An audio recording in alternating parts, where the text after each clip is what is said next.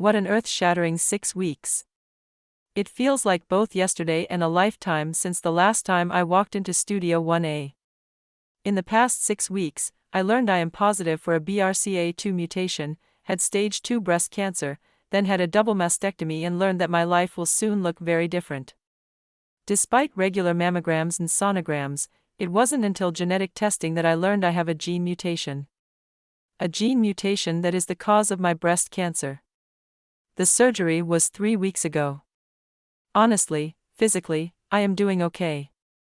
Emotionally is a different story. It's been a roller coaster. My double mastectomy was successful. A week after my surgery, my 45-minute meeting with my oncologist, Dr. Joseph Sperano at Mount Sinai in New York City, started with the news that there is a good chance I am cancer-free, but I need further treatment to help ensure that. The results of the tissue my medical team had biopsied had come back, and they believed they had gotten it all. I had an aggressive tumor removed, and my surgeon, Dr. Elisa Port, removed 18 lymph nodes, one of which was cancerous. They actually test the nodes in real time, so I found out the results of the biopsy when I woke up from the 4-hour surgery. There is always a small possibility that cancerous cells could have escaped, so the rest of the meeting was dedicated to planning out my long road ahead, and what the doctor suggests I do to prevent this insidious disease from coming back.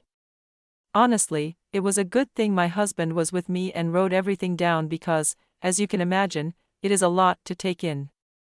I have to say this before I say anything else. I cannot tell you how helpful, inspiring, heartwarming, and life-changing it was to get all of your messages of strength and prayer after I shared the news of my breast cancer diagnosis. I received so many DMs, texts, emails, and calls.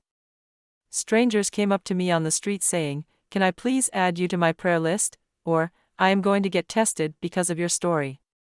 I didn't realize how important genetic testing was on both the mother and the father's side of the family. I am so touched, blown away and humbled. That really is what has helped me during this slow journey of healing. What I didn't realize was almost everyone I have spoken with has either been through a version of this or watched someone go through it. I personally think it is easier to go through it than watch your loved ones suffer, at least, that has been my experience with my family. It hurts me the most watching them watch me go through this. It shakes a family and a household. The past 3 weeks have felt like a lifetime. I have gotten word from so many of you that you got tested for gene mutations and have gotten your results back. Most of you have received good news, and some of you have tested positive and are now deciding what to do. After going through this first part of my treatment, I understand it is such a personal choice because everyone's circumstances, diagnosis, and outlook are very different. But again, it should be your choice. The most important message from me? Many dear friends, viewers, and family have said, "I am afraid to have any kind of genetic testing, as I am afraid of what I will find out." I totally understand that sentiment and reasoning. But let me be very clear, any preventative measures you can take, although not easy, are easier than battling cancer. This entire process is life-changing, but adding cancer to the mix is a different kind of battle, one I do not wish on anyone. Also, even if you test positive for a gene mutation that means you are more likely to get cancer, it is not as if preventative surgery is your only option. You can choose to get scanned more often and tailor a plan with your doctor. It's all about doing what is right for you. No one can force you to do anything if you are not ready. Knowledge is power. Technology is power. I am writing this to ask that you please be your own best friend and advocate and educate yourself. No family should have to go through this unnecessarily. This coming Wednesday, I will find out my exact next steps and treatment plan from Dr. Sperano. He will look at the findings from my oncotype test, which is a test that determines the activity of a group of genes and how likely they are to respond to treatment. I do already know for sure I will need to have another surgery, preventatively, to remove my ovaries and fallopian tubes to decrease my risk of ovarian cancer.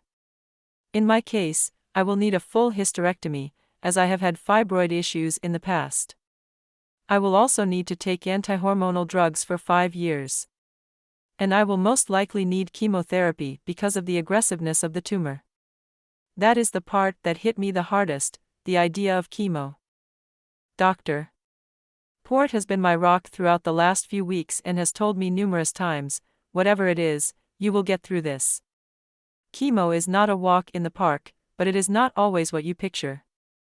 There are good days and harder days, and people work, exercise and do many, if not all, of their favorite activities throughout it.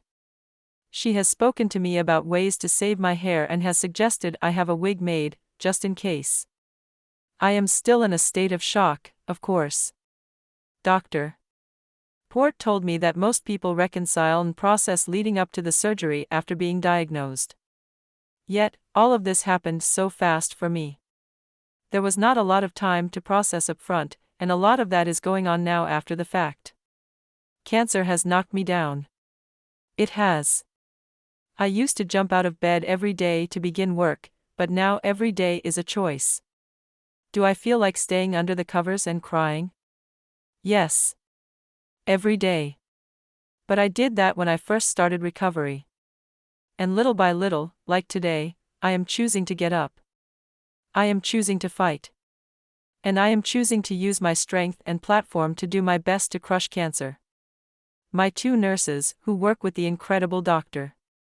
Mark Sultan, who is doing my reconstruction, will forever be in my life. Laurie and Mary Lou were extraordinary.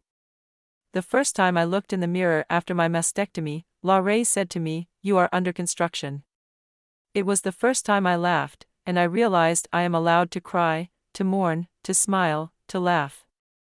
To be. I will be on and off the air dealing with treatment for the next 6 months, but I thought it was important to share this journey with you in real time. I have shared the happy, the sad, and now the scary. We will get through this together. Thank you again for all your love and prayer.